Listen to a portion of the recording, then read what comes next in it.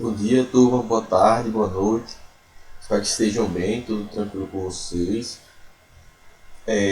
Na última aula a gente começou a falar sobre de assunto, né? A gente começou a falar sobre o sistema urinário, né? Sobre o sistema que é responsável por filtrar, né, as toxinas, as impurezas, retirar o excesso de água do nosso corpo. E falando um pouquinho sobre a anatomia dessa estrutura, né? Falamos um pouquinho sobre a anatomia do sistema urinário e mostrei um pouquinho para vocês sobre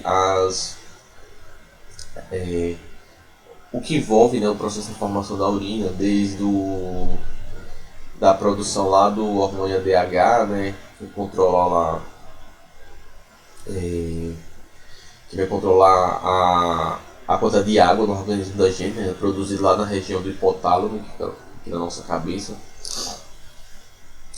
lá no próximo, lá na região mais central do cérebro, né? Essa região do hipotálamo produz esse hormônio, é, que é o hormônio que a gente chama o hormônio antidiurético, né?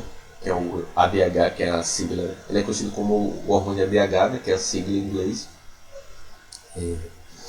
E que ele atua sobre os rins, esse hormônio, no processo do controle, né? Da água do nosso organismo, né? Para que ocorra a manutenção, né, da quantidade de água no nosso organismo e que essa quantidade de água ela se mantenha dentro da quantidade desejada, né, para a manutenção da homeostase no nosso corpo, ou seja, para o controle do equilíbrio do nosso corpo. E aí a gente viu lá que esse processo de excreção, né, é um processo que é, é, é um processo que acontece nos seres vivos, né, de forma geral, principalmente fundamentalmente nos animais, né, que naturalmente a parte do nosso processo metabólico do nosso corpo, invariavelmente a gente está lá produzindo substâncias tóxicas, né, para o nosso corpo. É natural isso, é um processo que deve ocorrer não, é um processo que ocorre, né, que dentro das reações químicas que acontecem dentro do nosso corpo, invariavelmente a gente acaba produzindo substâncias que são substâncias que podem fazer algum mal ao nosso corpo se elas ficarem em altas concentrações. Então, nosso corpo naturalmente está sempre produzindo essas substâncias que em altas concentrações podem ser tóxicas. Isso é um produto natural de algumas reações metabólicas do nosso corpo. E essas substâncias, obviamente, elas precisam sair do nosso corpo, porque senão vai causar lesões para os tecidos, né? Para as células, para os tecidos, consequentemente, poderiam levar a problemas mais graves para o funcionamento do nosso corpo. Então essas substâncias elas precisam ser retiradas do nosso corpo e essas substâncias elas são retiradas a partir do processo de excreção. Ou seja, o processo de excreção é esse processo de retirada de substâncias que não têm serventia para o nosso corpo. Vale ressaltar, como já falei para vocês, só para relembrar, né, que o processo da formação das fezes e da saída das fezes do nosso corpo, da eliminação das fezes do nosso corpo, não é um processo de excreção, certo? As fezes é um produto do que sobra do processo digestório. E aí ele sai do nosso corpo, aquela parte que não é absorvida, os restos do processo digestório que não foram aproveitados no nosso corpo que vão sair, certo? Mas as fibras e por aí vai. A excreção não, a excreção são substâncias que elas são elas precisam passar pelo processo de filtragem do nosso sangue para que nesse processo as substâncias que não tem serventia para a gente elas sejam eliminadas do nosso corpo. E elas são eliminadas principalmente a parte da urina. Algumas dessas substâncias elas saem na nossa transpiração, no nosso suor, né? Mas a maior parte das substâncias que não vão ter serventia para o nosso corpo, elas vão ser eliminadas no processo de formação da urina, que forma lá no sistema urinário, ou que também pode ser chamado de sistema excretor. Né? Ela é formada pelos rins, ureteres, bexiga e pela uretra. Né? O grande processo de filtração do nosso sangue e da retirada de substâncias tóxicas para formar a urina, né, ela vai acontecer nos rins, fundamentalmente na região do córtex renal, né, que é aquela parte mais superficial, né, dos rins, né, que a gente viu na aula passada. Nessas estruturas dos rins, nessas partes do córtex renal, a gente vai ter as estruturas que eu citei para vocês, que são os néfrons, né? Eu falei que cada rim tem pelo menos 1 milhão de néfrons. Os néfrons são justamente as estruturas que vão servir para o processo de filtração do sangue, né? Então, os capilares sanguíneos eles entram nos rins e eles vão até os néfrons, onde vai acontecer o processo de filtração para formar a urina, que é o que a gente vai ver na aula de hoje, né? Então aqui a gente tem uma estrutura de um néfron, olha, esse amarelo aí é o que a gente chama do néfron, certo? E o vermelhinho é esse tubo vermelho, o tubo amarelo é o néfron e o tubo vermelho aí são capilares, certo? Que aí tá vendo aí que são arteríolas. A arteríola aferente é que chega até o néfron e a eferente é que sai do néfron, certo? Então sai daqui aí, volta para a veia renal e segue seu caminho, certo? Então essa estrutura aí. Então no néfron a gente vai ter 1 milhão desses negocinhos aí que vai filtrar nosso sangue e conduzir a urina até os ureteres e consequentemente até a bexiga, a uretra, sair do nosso corpo. O néfron ele é separado em basicamente 4 partes. Né? A gente tem a cápsula de Bowman, que lá em cima a gente tem a cápsula de Bowman, que é o local onde vai ter a filtração, certo? Onde vai acontecer a filtração do sangue. E depois a gente tem uma série de tubos que vão coletando esses produtos da fruta, esses produtos da filtragem, certo? Que acontece na cápsula de Bowman. Então a gente tem um túbulo proximal, que é essa porção aí que fica próxima, já ligeiramente próxima à cápsula de Bowman. A gente tem a alça de Encke, que é essa curvinha que tem aí. Sobe, tem um túbulo distal, que é o mais distante, a parte de moção mais distante da cápsula de Bowman. Então proximal que está próximo, distal que está distante. E por último aqui a gente tem um ducto coletor, que é o ducto que vai coletar a urina, né? E que essa urina ela vai seguir para os ureteres, né? E dos ureteres ela segue para a bexiga e aí segue todo aquele caminho que a gente viu na aula passada. Então mais ou menos 1/4, né, do nosso sangue é bombeado do sangue arterial bombeado lá do coração, ele passa aí pelos rins. Então ele passa nos rins, ele entra se divide nos capilares, né? E entra na cápsula de Bowman, né? Então nossa cápsula de Bowman, lembra que mais ou menos 1 milhão de néfrons, né? Em cada rim, né? Então o sangue ele vem e ele atinge essa cápsula de Bowman onde ele é filtrado. Então mais ou menos se filtra por dia 180 litros de sangue passa de produto filtrado passa pela cápsula de Bowman, mas boa parte desse produto ele é reabsorvido e vai para os capilares, depois para a veia renal, e a outra parte que não é reabsorvida ela vai formar a urina. O processo de filtragem do sangue nos néfrons eles acontecem por um processo de choque mecânico mesmo. Ou seja, o sangue ele vem pelas artérias seguindo sua pressão sanguínea. Quando eles entram nesse aglomerado no cápsula de Bowman é como se ele se chocasse com o aparelho do néfron.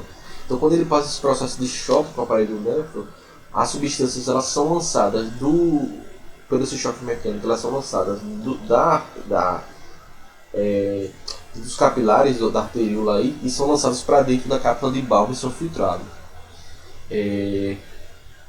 O que passa da cápsula de Bowman e entra aí no tubo proximal são as substâncias menores, então sais minerais, vitaminas, glicose, ureia, né, que são substâncias tóxicas, principalmente no nosso corpo, é a ureia no corpo humano, mas amônia, ácido úrico, remédio que você tomou, vestígios de remédio que você tomou que esteja no sangue, substâncias no sangue, por aí vai, tudo isso é filtrado. As partículas maiores, como as células do sangue, elas não são filtradas, ou seja, elas não saem dos capilares.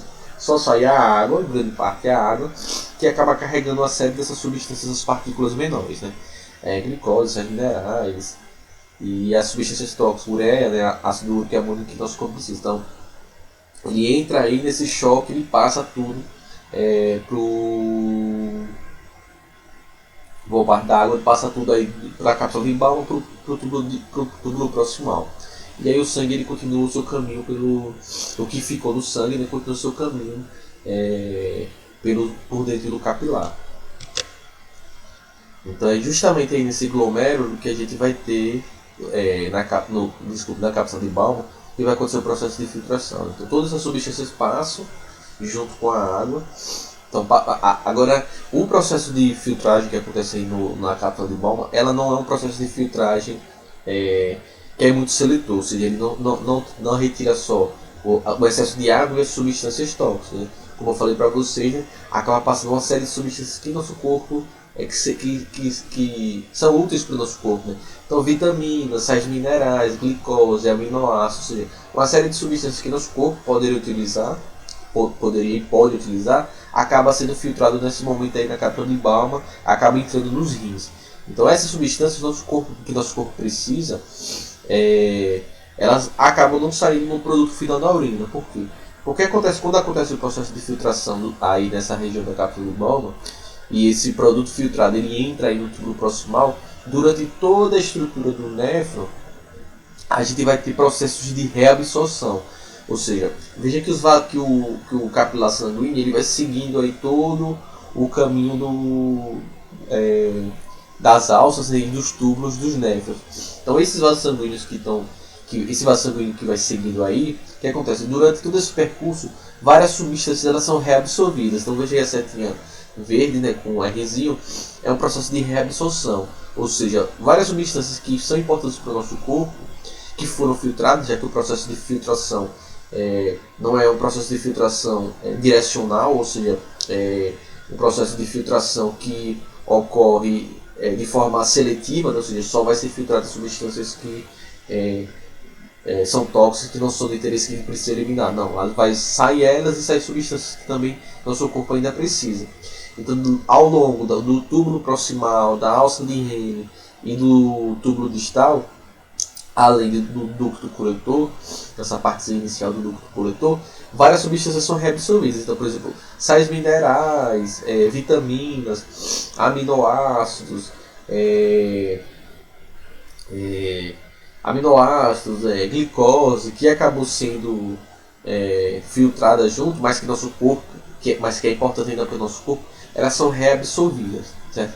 Então, no túbulo proximal, na alça de Henle, no túbulo distal e nessa porção inicial do ducto coletor, substâncias que foram filtradas, mas que são ainda importantes do nosso corpo, elas voltam para os vasos sanguíneos, certo? Então, acontece um processo de reabsorção dessas substâncias que são de interesse. Ao mesmo tempo que são reabsorvidas substâncias que são de interesse, no túbulo proximal, no túbulo distal e no ducto coletor, acontece também a secreção de substâncias que não foram filtradas, ou seja, partes da ureia, amônio, ácido úrico, ela não é 100% filtrado lá na cápsula de Bowman. Quase tudo é filtrado, né? Mas às vezes pode sobrar algumas dessas substâncias, podem permanecer no sangue, certo? A grande maioria é filtrada, mas um pouco delas podem permanecer no sangue. Então o que acontece? À medida que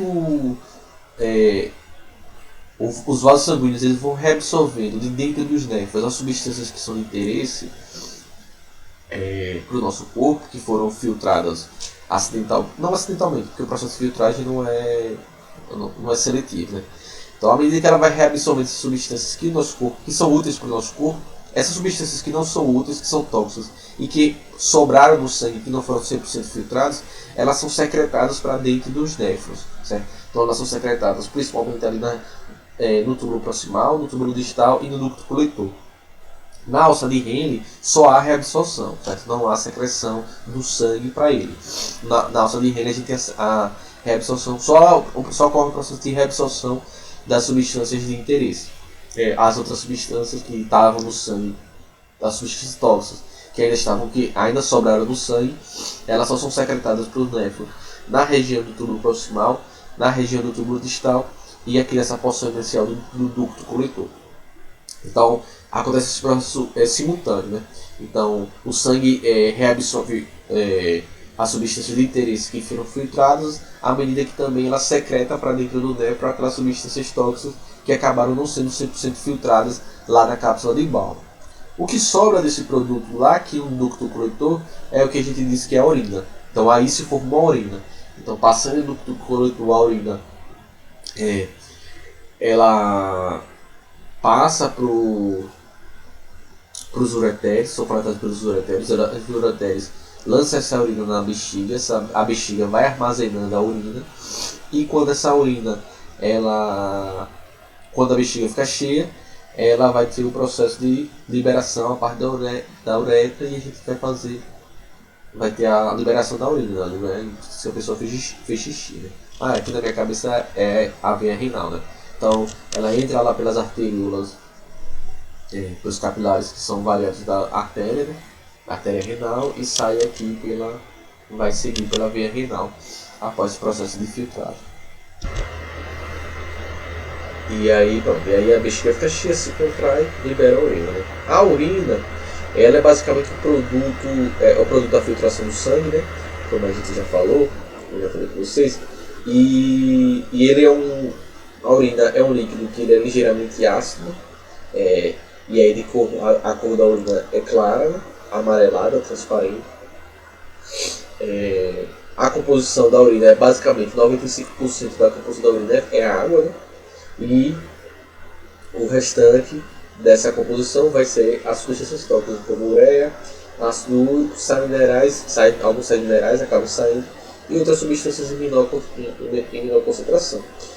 Então a gente pode, o nível das substâncias na urina ele vai variar de acordo com a dieta alimentar, né, se a pessoa está usando algum medicamento, de diversos fatores, mas em média é mais ou menos isso. A urina, 95% da urina é formada por água, aí vem os 2% da ureia, que é o principal substância nitrogenada que a gente secreta, 1% de cloreto de sódio, 0,5% de ácido úrico e mais ou menos 1,5% de outras substâncias, como amônia, minerais e outras substâncias que a gente tem. A coloração da urina, ela depende da quantidade de água do nosso corpo. Então o ideal é que a gente produza urinas mais claras, né? Ou seja, ou transparentes, né? Ou amarelos claros. Quanto mais escura é a urina, é sinal de que a gente está com pouca água no nosso corpo.